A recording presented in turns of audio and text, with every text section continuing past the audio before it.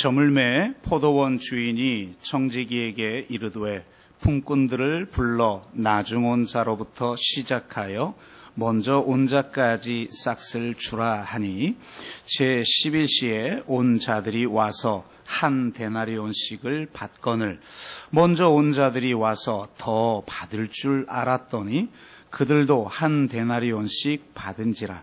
받은 후 집주인을 원망하여 이르되 나중 온 이 사람들은 1시간밖에 일하지 아니하였거늘 그들을 종일 수고하며 더위를 견딘 우리와 같게 하였나이다. 주인이 그 중에 한 사람에게 대답하여 이르되 친구여, 내가 내게 잘못한 것이 없노라. 내가 나와 한 데나리온의 약속을 하지 아니하였느냐? 내 것이나 가지고 가라. 나중 온 이 사람에게 너와 같이 주는 것이 내 뜻이니라. 내 것을 가지고 내 뜻대로 할 것이 아니냐? 내가 선함으로 내가 악하게 보느냐? 이와 같이 나중된 자로서 먼저 되고 먼저 된 자로서 나중되리라. 아멘.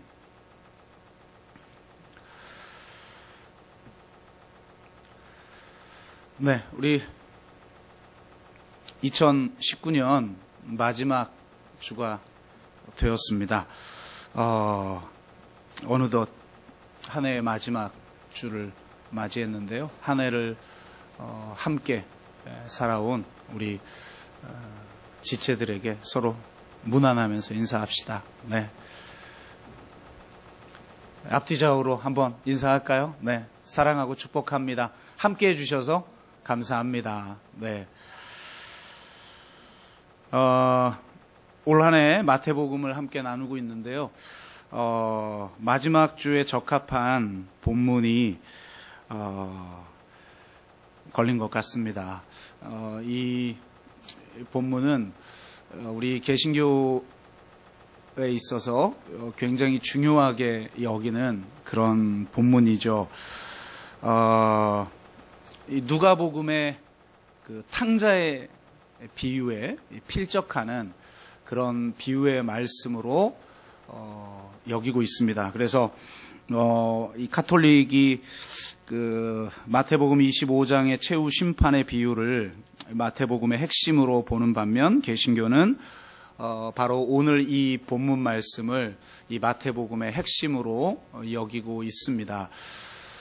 우리가 일반적으로 생각하는 의미를 넘어서서 이 본문 말씀이 가지고 있는 그 은혜가 무엇인지를 오늘 함께 나눔을 통해서 올 한 해 우리에게 은혜를 주신 그 하나님의 은혜를 회복하고 2020년도 하나님의 은혜 속에서 살아갈 것을 기대하는 그런 시간이 되기를 주의 이름으로 축복합니다.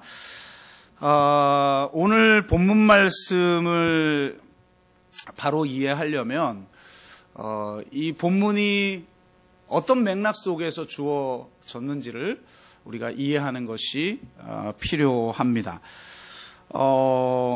본문의 맥락은 18장에 나오는 사건, 즉 고난당하고 죽으실 것에 대해서 예수님이 예고했음에도 불구하고 누가 크냐를 놓고 서로 다투었던 그 제자들의 모습을 바라보며 하신 주님의 말씀과 관련이 있습니다. 주님은 그들에게 이렇게 말씀하시죠. 누구든지 이 어린 아이와 같이 자기를 낮추는 사람이 천국에서 큰 자니라. 이렇게 말하고 있어요. 이 세상의 모든 사람들, 그리고 이 땅은 항상 높아지려고 하는 사람들로 인해서 유지가 되는 사회이고 실제로 높아진 사람들을 인정하는 그런 사회인데, 하나님의 나라는 바로 이 위아래를 근본적으로 전복하는 그런 나라라는 것입니다. 이 세상의 가치 질서를 근본적으로 전복하고 위아래가 뒤집혀지는 그런 세상이 바로 하나님의 나라다. 이 말씀을 하시는 맥락 속에서 오늘 본문이 주어지고 있다는 거예요.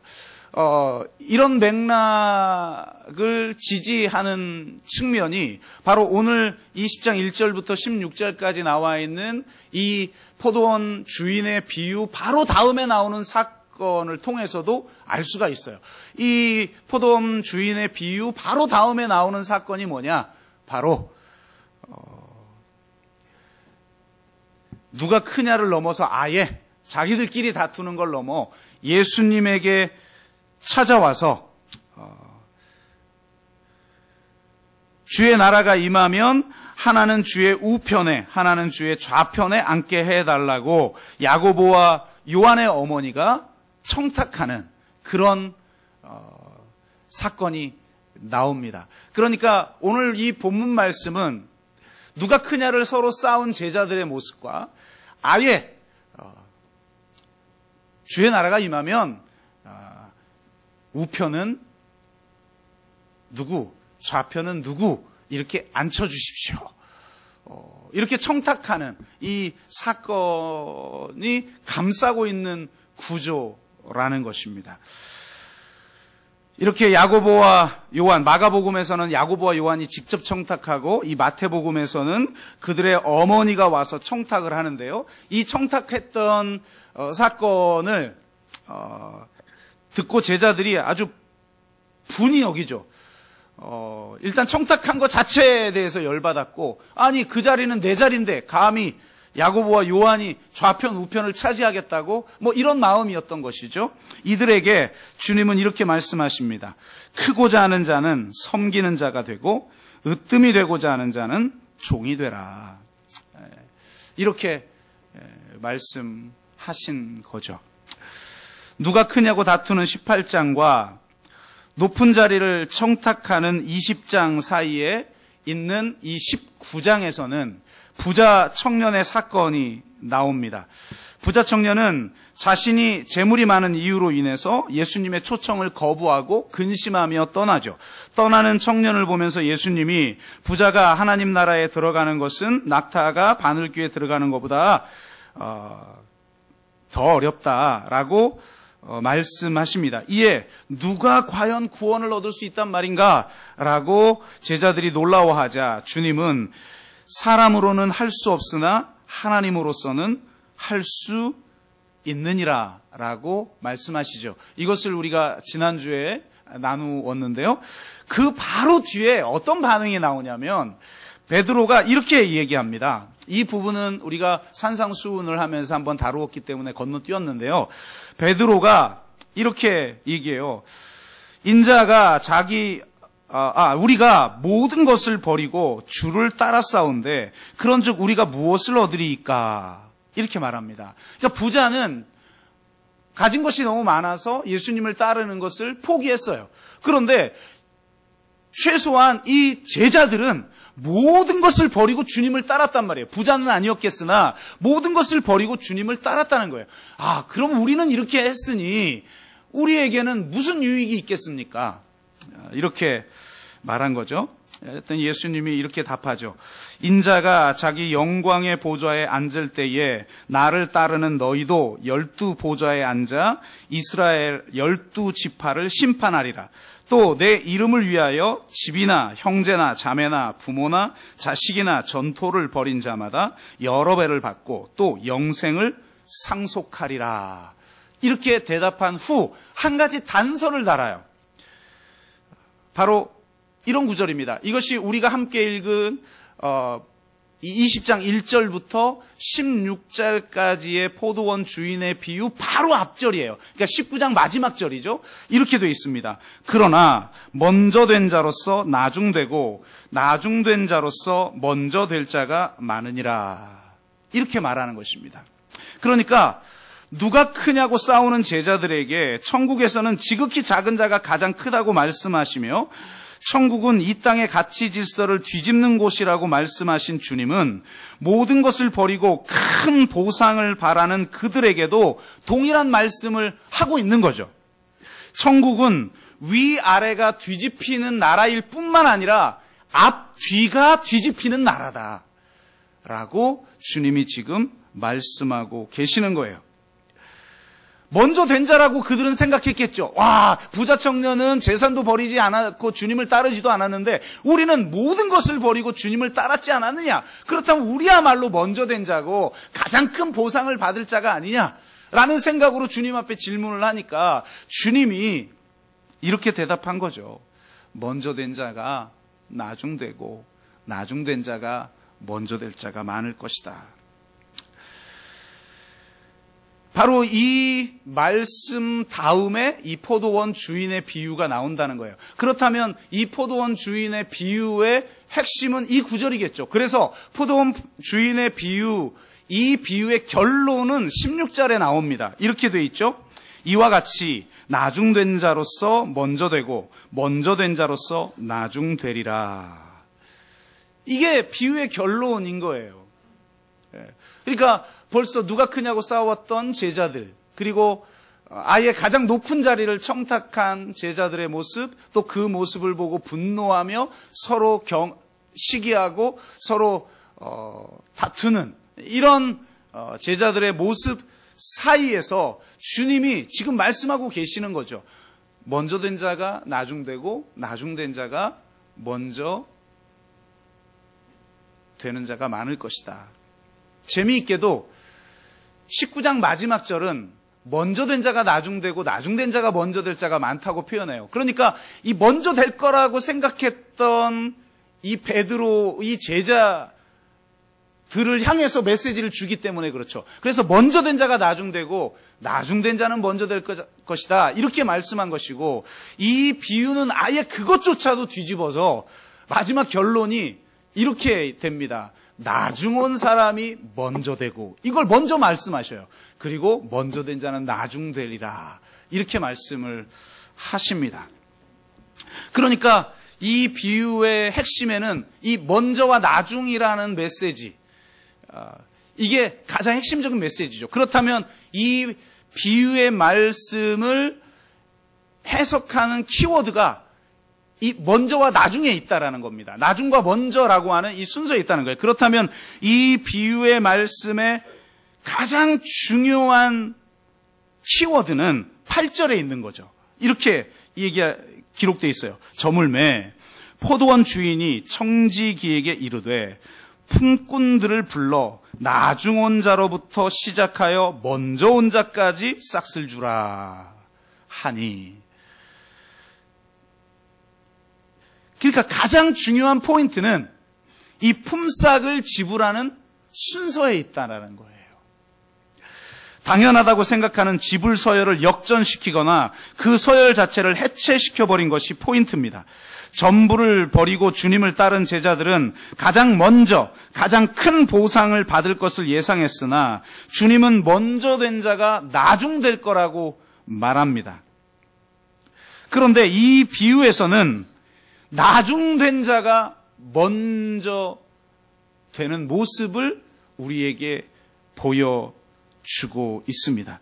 그래서 이 나중 온 자들에게 먼저 품삯을 준 것과 동일한 품삯을 주는 것을 통해 하나님의 나라는 위아래가 뒤집히는 나라일 뿐만 아니라 먼저와 나중이 뒤집히는 그런 나라임을 명확하게 우리에게 보여주고 있는 것입니다. 여러분 한번 생각해 보세요. 만약 먼저 온 사람들에게 품삯을 지불했다고 한번 생각을 해보세요. 그러면 오늘 본문을 보니까 앞부분 안 읽어서 잘 모르시는 분이 있을 수 있는데요. 포도원 주인이 품꾼을 고용을 합니다. 그래서 아침 일찍 가서 이 장터에 나와 있는 일용직 노동자를 불러요. 그래서 충분히 일할 사람들을 불러서 한 데나리온을 주기로 계약을 합니다. 정식 계약을 맺죠. 그리고 나서 하루 종일 그들을 일하는 사람으로 고용을 합니다. 그러면 첫 번째 고용을 했을 때 그 포도원에 일할 만한 사람들을 고용한 것 아니겠어요? 충분히 고용했겠죠. 그런데 이 주인은 아주 이상한 주인입니다. 갑자기 제3시, 제9시, 제6시, 3시, 6시, 9시, 그리고 마지막엔 11시. 12시는 이제 돈을 지불하는 시간이니까 그거는 계산하는 시간이어서 11시. 여러분 성경에 제 몇 시 몇 시 몇 시는 우리나라 시간으로 플러스 6을 하면 되죠. 그러니까 3시부터 시작해서 9시, 12시, 3시, 오후 5시에 나가서 품꾼을 데려와요. 고용해요.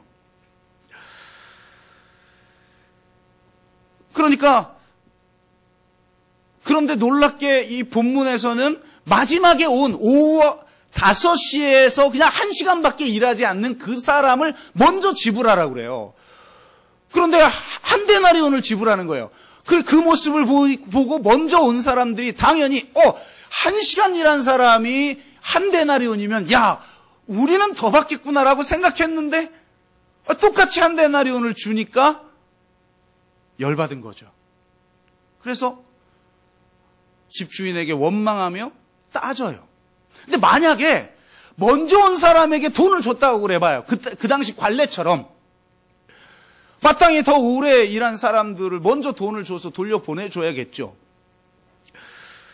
그러면 먼저 온 사람은 한 달란트 받고 갔어요. 그럼 그 다음에 아침 9시에 온 사람 한 달란트 받았어요. 나도 한 달란트야? 감사하고 갔어요.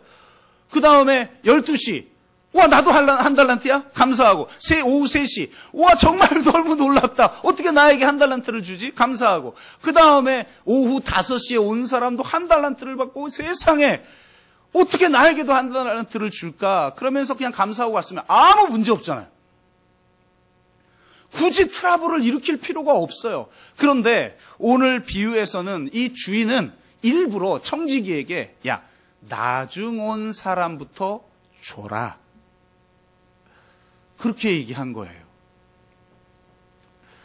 그러니 오후 5시에 한 달란트를 받았으니 당연히 새벽부터 와서 하루 종일 일한 사람이 더 줄 걸 기대할 수밖에 없게 만든 거죠. 그러니까 이건 뭔가 의도가 있는 거예요. 이 집 주인이 바로 먼저 온 자들 안에 있는 가득한 그 마음 안에 있는 것들의 정체를 드러내기를 원하는 거예요. 그리고 이 먼저 온 사람들은 이상한 사람들이 아니에요. 우리 모두가 마땅히 그 상황에서는 이렇게 반응할 수밖에 없는 마인드를 가지고 그런 가치 체계와 가치 질서를 가지고 살아가는 사람들이죠. 이 세상이 운영하는 질서를 가지고 있는 사람들이에요. 근데 이 세상이 운영되어지고 있는 그 가치 질서의 정체가 뭔가를 들추어내기 위해서 이 집주인은 일부러 나중에 온 사람에게 먼저 돈을 주라고 말합니다. 도대체 왜 이 먼저 온 자들은 화가 난 것일까요? 첫째는 그들이 남과 비교했기 때문이에요. 먼저 온 사람은 분명히 계약을 했죠. 집주인하고 한 데나리온을 주겠다. 그럼 나에게 한 데나리온을 제대로 주는 것만 해도 감사한 거 아니에요. 보니까 3시, 6시, 9시, 11시에도 고용된 사람이 있다면 더 고용되지 않은 사람들이 수두룩한데 나는 고용이 됐잖아요. 그리고 한 데나리온을 받기로 했었고 그럼 그것을 받은 것만으로도 감사할 수 있어야 되는데 이 나중 온 사람에게 한 데나리온이 주어진 그것과 자신의 처지를 비교하니까 열받을 수밖에 없는 것이죠. 시기심이 그들을 분노하게 만들었어요. 모든 것이 이 교환 가치에 의해서 평가되어지는 사회에 우리는 살고 있지요. 내가 도대체 어떤 교환 가치를 가지고 있는가? 내가 어떤 노동력의 가치를 가지고 있는가? 나의 몸값은 얼마인가? 나의 연봉은 얼마인가? 나의 재산은 얼마인가? 나의 그 상징 자본은 얼마인가? 에 의해서 우리 자신을 평가하는 것이 우리 세포 하나하나에 그냥 아예 저장되어져 있는, 그래서 우리의 존재와 그냥 동일하다고 볼 수 있는 의식, 그런 의식을 가지고 있는 우리들은 끊임없이 남과 비교하고 다른 것과 비교하면서 살아갑니다. 그러니까 이렇게 남과 비교하니 분노가 일어나고 하나님께 원망이 앞서게 되고 시기심 속에 살아갈 수밖에 없는 것이죠. 그런데 본문의 메시지는 단순히 비교하지 않으면 행복하고 비교하면 불행하다라고 하는 개인적 차원의 이야기를 하고 있는 게 아니에요. 그들이 비교하는 마음을 가졌기 때문에 그들은 이 나중에 온 사람에 대한 하나님의 마음, 이 하나님의 자비, 이 하나님의 긍휼을 이해할 수 없는 마음 상태가 돼버린 거예요. 교환 가치에 의해서 모든 것 가치를 결정하고 끊임없이 남과 비교하고 남과 경쟁하는 마음 안에는 긍휼이 들어갈 자리가 없는 거예요. 하나님의 자비가 들어갈 자리가 없는 거예요. 그러니 나중 온 사람에게 자신과 똑같이 한 데나리온이 주어진 것에 대해서 기뻐할 수 없는 거죠. 왜냐하면 그들에게 나중에 온 사람은 비교 대상이요, 경쟁 대상일 뿐이기 때문에 그래요. 지금 현대사회는 모든 관계가 그런 거예요. 특정한 관계가 없어요. 아무 관계도 없는 그냥 한 개체와 개체, 서로가 타자인 사람들끼리 적당하게 서로 피해를 끼치지 않으며 어떤 계약 속에서 그냥 살아가요. 생각해 보세요. 만약에 나중에 온 그 오후 5시에 온 사람이 내 자식이라고 한번 생각해 보세요.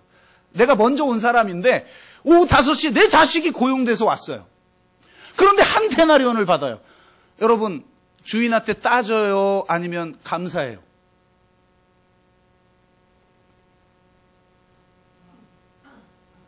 아유, 진짜 정의로운 사람이라면 따져야죠. 왜 내 자식에게 더 많이 줍니까? 근데 대체로는 우리는 기뻐하죠. 만약에 내가 사랑하는 연인이었어요. 그 나중에 온 사람이, 오후 5시에 온 사람이. 그럼 기뻐할까요? 주인에게 원망할까요? 기뻐하죠. 그냥 원망할 수 있는 마음은 오직 그 사람이 나와 아무 상관없는 사람일 때만 원망할 수 있는 거예요. 이 세상에서 소위 말해서 공정이라고 말하는 그 공정은 오직 너와 내가 아무 관계가 없을 때만 작동하는 공정인 거예요.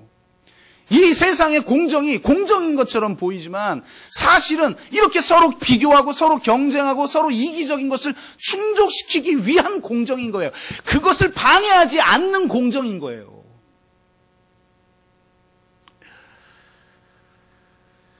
이런 해석을 뒷받침해 주는 것이 바로 이 주인이 한 말이에요. 주인은 이렇게 말해요. 원망하는 그 사람에게 마지막 결론이 이렇죠. 내가 선함으로 네가 악하게 보느냐? 이렇게 반문해요. 이건 히브리 관용구예요. 이렇게 히브리어로 바꾸면 이런 구절이에요. 너는 악한 눈을 가졌구나 라는 거예요. 이 악한 눈과 선한 눈은 히브리 관용구인데요. 이 히브리 사고에는 심장의 마음이 있고 눈은 그 마음과 통하는 통로로 이해한 거예요. 그래서 선한 눈이라는 것은 어떤 눈이냐? 대표적인 구절 하나를 말하면 이런 거예요. 잠언서 22장 9절. 선한 눈을 가진 자는 복을 받으리니 이는 양식을 가난한 자에게 줌이라. 악한 눈은 어떤 눈이냐? 대표적인 거 하나만 말하면 이런 거예요. 잠언서 28장 22절. 악한 눈이 있는 자는 재물을 얻기에만 급급하고 빈궁이 자기에게 임할 줄은 알지 못하느니라. 이렇게 말해요. 그러니까 선한 눈이라는 것은 사랑의 눈이요, 긍휼의 눈이에요. 악한 눈이라는 것은 뭐냐면 탐욕의 눈이에요. 오직 재물을 얻기에만 급급한 눈. 이런 눈을 가질 때 우리는 끊임없이 비교하고 끊임없이 경쟁하며 자신이 충분히 그것을 누릴 자격이 없는 사람이 그런 것을 누린 것처럼 보일 때 우리는 시기하고 분노하고 억울해하는 것이죠. 그러니까 그 눈을 가진 자는 하나님 나라 백성이 될 수 없다는 거예요. 너희가 악한 눈을 가졌구나. 선한 눈을 가지라는 거죠. 이 집 주인의, 이 포도원 주인의 마음, 이 나중에 온 사람에게도 동일한 싹을 주기를 원하는 마음, 그 긍휼의 마음, 그 마음이 있어야만 우리는 나중에 온 자에게 한 달란트가 주어진 것을 보고 기뻐할 수 있고 비로소 천국 공동체를 이룰 수 있다는 거예요. 누가 크냐고 싸우는 너희들의 마음, 그 제자들의 마음을 가지고는 내가 먼저 저 높은 자리에서 자리를 차지하는 보상을 받겠구나라고 하는 마음을 가진 것 가지고는 결코 천국의 공동체를 이룰 수 없다는 거예요.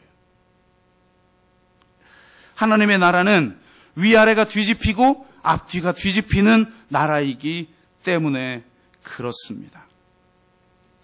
둘째로 그들이 화가 난 이유는 채권자 의식이 있었기 때문이에요. 그들은 매우 계산적이었어요. 그들은 자신들의 수고에 대한 합당한 보상을 받아야 한다고 생각했어요. 나중 온 사람들은 1시간밖에 일하지 아니하였거늘 그들을 종일 수고하며 더위를 견딘 우리와 같게 하였나이다. 무슨 말이죠? 나중 온 사람은 비교 대상이자 경쟁 대상일 뿐만이 아니라 나중 온 사람은 사실은 이 포도원에 고용돼서는 안 될 쓸모없는 사람들인 거예요. 여러분 생각해 보세요. 아침에 노동시장이 있어요. 장터에 갔더니 노동시장이 있어요. 사람들이 볼 때, 이 사람 쓸만하구나. 이 사람 쓸만하구나. 너 무슨 기능을 가졌지? 그래?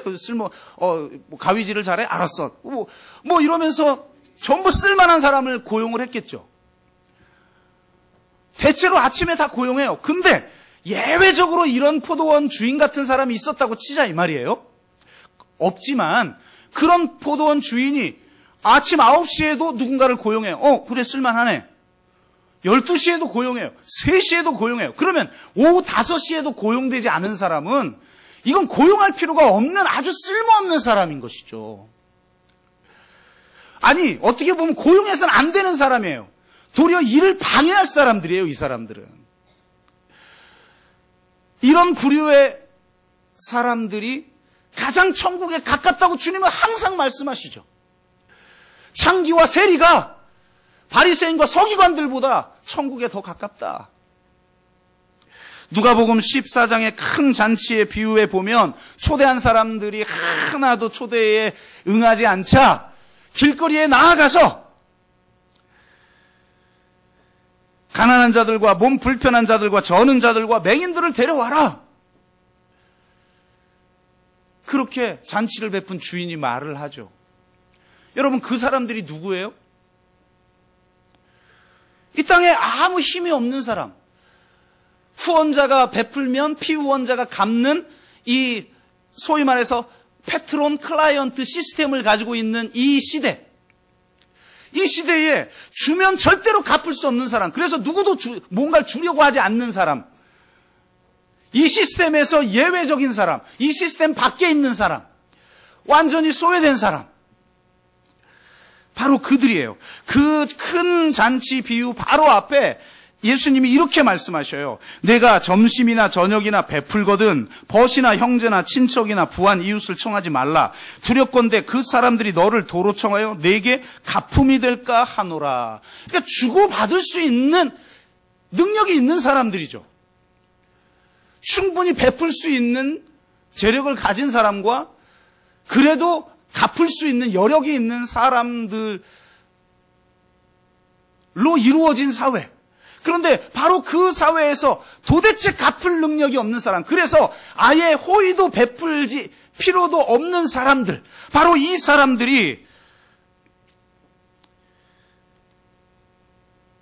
가난한 자들과 몸 불편한 자들과 저는 자들과 맹인들이라는 거예요. 잔치를 베풀려거든 차라리 가난한 자들과 몸 불편한 자들과 저는 자들과 맹인들을 청하라. 그리하면 그들이 갚을 것이 없으므로 내게 복이 되리니 이는 의인들의 부활 시에 내게 갚음을 받으리라.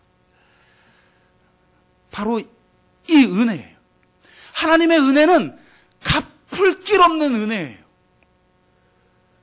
그 은혜가 너무 커서 갚을 길이 없는 것이긴 하지만 이 본문을 보면 갚을 능력이 없는 사람에게 베푼 은혜이기 때문에 갚을 길 없는 은혜인 거예요.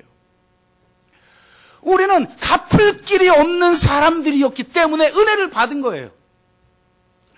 그것이 바로 하나님의 은혜이고 십자가의 은혜인 거죠. 바로 그런 자들이 지금 이 오후 5시에도 이 주인에게 고용이 돼요. 그리고 1시간밖에 일하지 않았는데 한 데나리온을 받아요. 이게 말이 안 된다고 생각했던 거죠. 먼저 온 자들은. 아니, 이 쓸모없는 사람들을 왜 고용하냐. 도리어 일에 방해만 된다. 생산성도 없는 사람들 아니냐.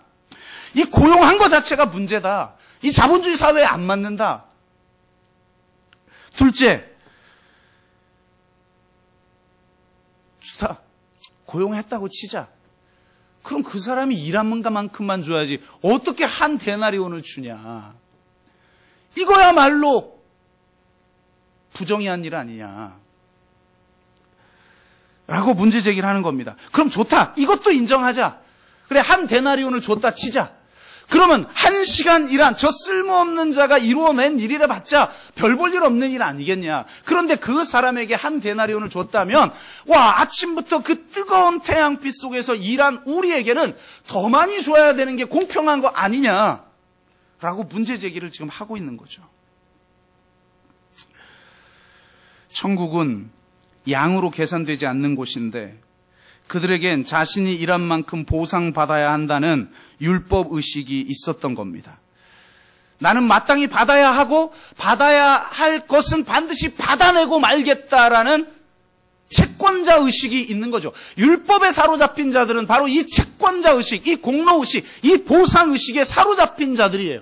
그래서 하나님을 채무자로 만들어요. 하나님, 내가 이 정도 율법을 지켰으니 당신이 마땅히 내 기대와 내 기도대로 내가 요구한 대로 또 아니 내가 수고한 만큼 나에게 해줘야 되는 게 맞죠?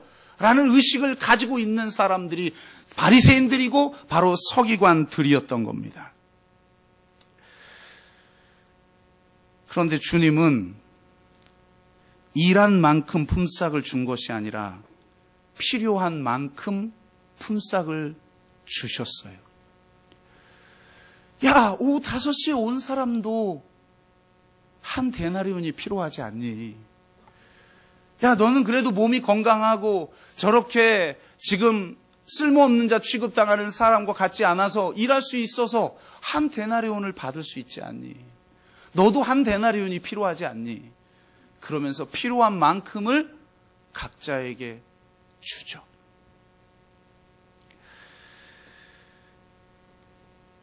주님의 자비는 바로 그 필요한 것을 얻을 수 없는 사람들에게 가 있었던 것입니다. 첫 번째 사람들과 나머지 사람들의 가장 결정적인 차이는 품삯을 보상으로 여기지 않고 은혜로 여겼다는 거예요. 어떻게 나 같은 사람을 고용해 주지? 이것도 은혜였습니다. 1시간밖에 남지 않았는데 어떻게 고용해 주지? 이것도 은혜였어요. 아니, 1시간밖에 일하지 않았는데 어떻게 한 데나리온을 주지? 이것도 전적인 은혜였습니다. 갚을 길이 없는 은혜였습니다. 먼저 온 사람들은 결코 이 은혜를 알지 못합니다. 여러분은 과연 먼저 온 사람들입니까? 나중에 온 사람들입니까?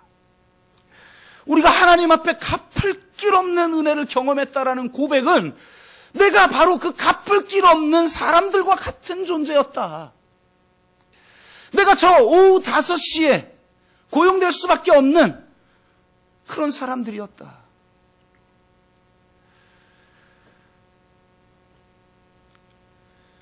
토레이 박사가 호주 멜버른에서 집회를 인도하고 있을 때 쪽지 하나가 그에게 올라옵니다. 쪽지를 읽고 그것에 대해서 즉흥적으로 답을 하는 그런 시간이었는데요. 이런 쪽지였다고 그래요. 박사님, 저는 참 옳다고 생각하는 아름다운 기도 제목을 가지고 오랫동안 기도해 왔습니다. 그런데 하나님께서 응답해 주시지 않습니다. 저는 3대째 기독교 집안이고 장로이며 평생 갖가지 봉사를 하며 교회를 위해 헌신한 사람입니다. 그런데 왜 하나님은 제 기도를 들어주시지 않는 걸까요? 이 글을 읽고 토레이 박사님이 이렇게 답을 합니다. 당신은 하나님께서 당신에게 마땅히 뭔가를 해 주셔야만 된다고 생각하고 있군요. 그렇다면 당신은 예수님의 이름으로 기도하는 것이 아니라 당신의 이름으로 기도하고 있는 것이요. 당신의 공로를 내세워 기도하고 있어요. 당신의 채권자 의식과 공로 의식을 버리기 전까지는 결코 당신의 기도는 응답되지 않을 겁니다. 라고 답해요. 왜 그렇습니까? 하나님과 우리와의 관계는 내가 노력한 만큼 마땅한 보상을 받아야 된다라고 하는 의식을 가지고 만날 수 있는 관계가 아니에요. 우리는 갚을 것이 아무것도 없는, 아무것도 가지지 않는 저 길거리에 있는 가난한 자들과 맹인들과 죄인들과 세리와 창기와 같은 자들이었어요. 아무에게도 고용되지 않아 이 오후 5시에 이 집주인이 그를 고용하지 않았다면 하루 품삯도 얻지 못해 굶을 수밖에 없는 그런 자였어요. 그런 나를 위해서 예수 그리스도께서 십자가의 아들까지 내어 주셔서 우리가 하나님의 백성이 되었어요. 아무 자격 없는 우리가 이 십자가의 은혜를 경험한 사람들이에요. 그런데 우리는 여전히 남과 비교하고 남과 경쟁하고 마땅히 내가 노력한 만큼 얻어야 된다라는 보상의식과 공로의식과 하나님은 반드시 이렇게 해주어야만 한다라고 하는 채권자 의식에 사로잡혀 하나님 앞에 기도하고 있고 신앙생활을 하고 있고 내 사회적인 삶을 살아가고 있으니 그곳에 어떻게 하나님의 나라가 임합니까? 하나님의 나라는 제3시, 제6시, 제9시, 제11시에 고용되지 못한 그 사람들에게 고용할 필요도 없는데 가서 그들을 포도원 품꾼으로 고용한 그 포도원 주인의 마음 없이는 그 마음 안에 나타나는 위아래를 뒤집고 앞뒤를 뒤집는 그 은혜, 그 사랑, 그 자비의 가치 질서가 없이는 이루어질 수 없는 그런 나라인 것입니다. 누가 크냐? 누가 저 오른편과 저 왼편에 앉을 것이냐를 기대하는 그런 마음으로는 이 땅에 결코 하나님의 나라가 이루어질 수 없는 것입니다. 우리가 하나님 나라 백성이라면, 진짜 구원받은 자들이라면 이 공동체는 이 세상의 원리가 아니라 바로 이 은혜의 원리, 바로 이 하나님 나라의 가치 질서대로 이루어지는 그런 공동체가 되어야 하고, 우리는 그 하나님의 가치 질서가 이 땅 가운데 이루어지도록 하는 삶을 살도록 부름받은 자임을 분명히 깨달아야 될 줄로 믿습니다. 아무 공로의식, 보상의식, 채권자의식 없이 누구와도 비교하지 않고 누구와도 경쟁하지 않고 오직 이 하나님 아버지의 마음으로 온전히 사랑할 수밖에 없는 갚을 길 없는 은혜를 경험한 자임을 믿습니다. 올 한 해 돌아보십시오. 외적인 환경을 넘어서서 지금 내가 나로서 있게 한 그 하나님의 은혜, 나의 나됨은 오직 하나님의 은혜라고 하는 그 은혜가 우리 가운데 있지 않았습니까?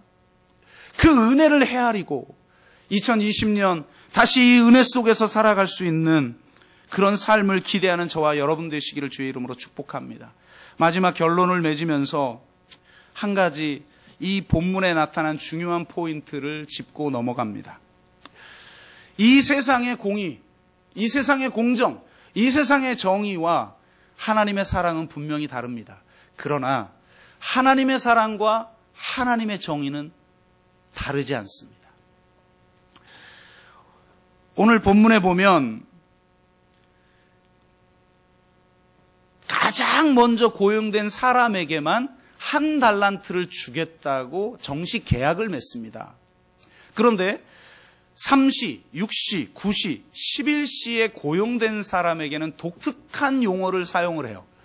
뭐라고 합니까? 내가 너희에게 상당하게 주리라. 이런 모호한 말이 어디 있어요? 상당하게 준다라는 게 무슨 계약입니까? 번역을 이렇게 모호하게 해놨으니까 이게 답이 없는 거죠, 답이. 진짜 하나님이 뭘 이루려고 하는지를 이해할 수가 없는 거죠. 여기 상당하게라는 단어는 헬라어 디카이오스라고 하는 말이에요. 의롭게, 공평하게, 정의롭게, 라는 단어예요. 그러니까 무슨 말이냐면 포도원 주인은 이 3시, 6시, 9시, 11시 나온 사람에게 품삯을 주는데 의롭게, 공평하게, 정의롭게 주겠다는 거예요. 우리는 이런 관점에서 한 번도 생각해 본 적이 없어요. 와, 이 세상 정의는 이 지금 먼저 온 자가 불평하는 것과 같은 정의다. 이 정의로는 은혜를 경험할 수 없다. 그러므로 우리는 하나님의 사랑을 경험해야 된다. 이렇게 사랑과 정의를 분리시켜버려요. 그러니까 내가 살아가는 삶 속에서 정의를 행하는 삶을 살려고 하지 않아요. 그래서 오직 시혜를 베풀고 자선을 베푸는 정도의 그런 어떤 사랑을 베풀고 그냥 거기서 만족하면서 살아요. 그런데 이 포도원 주인은 지금 이 공평과 의로움과 이 정의를 이루기 위해서 나중에 온 사람에게도 품삯을 한 데나리온씩 준 거예요. 품삯을 상당하게 주는 것은 바로 하나님의 정의, 하나님의 저스티스죠. 즉 하나님의 정의는 하나님의 급진적 사랑의 실천이에요. 우리가 이 세상에서 정의를 외칠 때 세상에서 말하는 공정이 아니에요. 그 공정은 이미 이 먼저 온 자들의 불평 속에서 드러났어요. 그 정체는. 나의 이익을 추구하는데 방해하지 말라는 거죠. 그들이 말하는 불의는 내가 정당하게 추구하고 있는 내 유익, 그것을 어그러지게 하는 불의예요. 그런데 하나님이 보시기에 불의라는 건 뭐냐? 이 하나님 아버지의 마음을 온전히 실천할 수 있도록 하는 것을 가로막는 것이 불의인 거예요. 하나님의 정의는 하나님의 사랑의 급진적 실천인 겁니다. 나중에 온 이 사람에게도 동일한 싹스를 주려고 하는 마음이에요. 이 땅의 가난한 자들과 저는 자들과 그 맹인들조차도 하나님 잔치에 초대되어져서 똑같이 존귀하고 소중한 자로 여김을 받는 그런 나라가 하나님의 나라예요. 우리는 갚을 길 없는 아무 자격이 없는 자인데 이런 나를 위해서 자신의 전부이신 하나님의 아들 독생자 예수 그리스도를 십자가에 내어주신 그 사랑에 의해서 지배되는 나라예요. 그러므로 우리가 그런 사랑과 그런 정의를 실천하기 위해서는 우리가 먼저 이 십자가의 은혜에 완전히 사로잡힌 자가 되기를 주의 이름으로 축복합니다. 이 갚을 길 없는 은혜에 완전히 사로잡힌 자가 되어 하나님의 사랑과 하나님의 정의를 이 땅 가운데 온전하게 이루는 저와 여러분 되시기를 주의 이름으로 축복합니다. 기도합니다.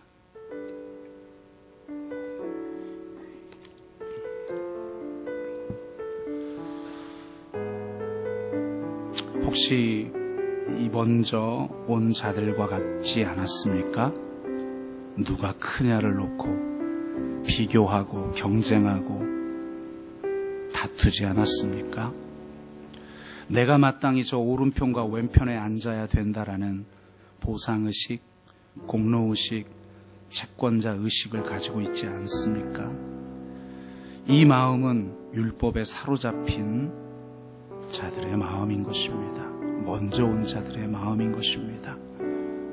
그러나 하나님의 마음은 나중 온 자를 먼저 되게 하려는 마음입니다.